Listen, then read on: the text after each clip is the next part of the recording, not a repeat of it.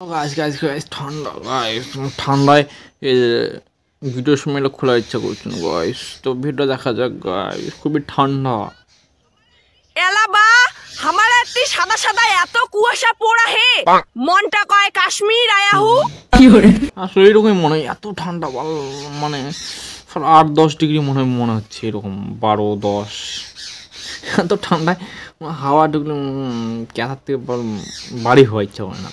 এত ঠান্ডা হলে হয় নাকি, মনে হচ্ছে একদম বরফ দেশে চলে আসছে নাকি, বরফ টরফ পরে জমিয়ে কয়েকক্ষণ পরে জমিয়ে মনে হয় বসে থাকুন।